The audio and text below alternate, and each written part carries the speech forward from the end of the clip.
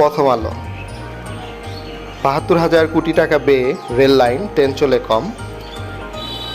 বেঁচে থাকার নতুন সংগ্রামে বন্যা দুর্গত মানুষরা।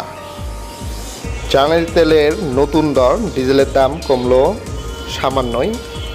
সমকাল, সার্বজনীন পেনশন কর্মসূচি স্থগিত। ডেঙ্গুতে একদিনে 4 জনের মৃত্যু, শনাক্ত 346। ভ্যানে লাশের স্তূপ, আগুন দিয়ে পালায় পুলিশ। ঘটনাস্থল আশুলিয়া, 5 আগস্ট। কালের কণ্ঠ, ব্যবসা বিনিয়োগে ধীরগতি। দেশের বাজারে কমলো জ্বালানি তেলের দাম। বিএনপির প্রতিষ্ঠাবার্ষিকী আজ, নির্বাচন আদায় প্রধান চ্যালেঞ্জ। রয়টার্সকে পররাষ্ট্র উপদেষ্টা, শেখ হাসিনাকে ফেরাতে চায় বাংলাদেশ। সংস্কার শেষে যৌক্তিক সময়ে নির্বাচনের দাবি। দৈনিক যুগান্তর, বিজয়ের দিনে আশুলিয়ায় বৃষ্টির মতো গুলিবর্ষণ, গুলিবিদ্ধ লাশের স্তূপ, পুলিশে আগুন।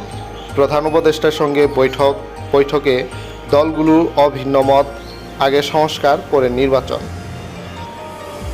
কমলো জ্বালানি তেলের দাম। ইত্তেফাক, আশুলিয়ায় ভেনে লাশের স্তূপ, বীভৎস রোমহর্ষক। তত্ত্বাবধায়ক চায় জাপা, সংবিধান পুনর্লিখনের প্রস্তাব ইসলামী দলগুলোর। 47 বছরে পা রাখল বিএনপি।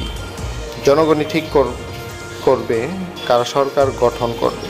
তারেক রহমান। এস আলম গ্রুপে 1,13,000 কোটি টাকা পাচারের তদন্ত করছে সিআইডি। বন্যায় মৃত্যু বেড়ে 59, সর্বোচ্চ ফেনীতে 23। বাংলাদেশ প্রতিদিন, যৌক্তিক সময়ে নির্বাচন। রাজনৈতিক দলের সঙ্গে মতবিনিময়ের প্রধান উপদেষ্টা ডক্টর মোহাম্মদ ইউনূস। সংকট কাটিয়ে বিএনপির নবযাত্রা।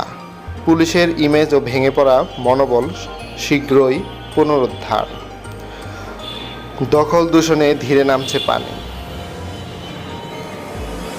অবৈধ ভেজাল ডায়মন্ডে দিলীপের টাকার পাহাড়। নয়া দিগন্ত, সংস্কার শেষে যৌক্তিক সময়ে নির্বাচন দাবি। ডক্টর ইউনূসের সাথে রাজনৈতিক দলগুলোর সংলাপ। 1 বছরে 220% বেড়ে জনতার খেলাপি ঋণ 46,000 কোটি টাকা। জ্বালানি তেলের দাম কমল। ডায়রিয়ার প্রকোপ। বাড়ি বগুড়ায় হওয়ায় কাল হয়েছে প্রকৌশলী আশরাফুল আলমে। সংবিধান সংশোধন নয়, পুনর্লিখন প্রয়োজন।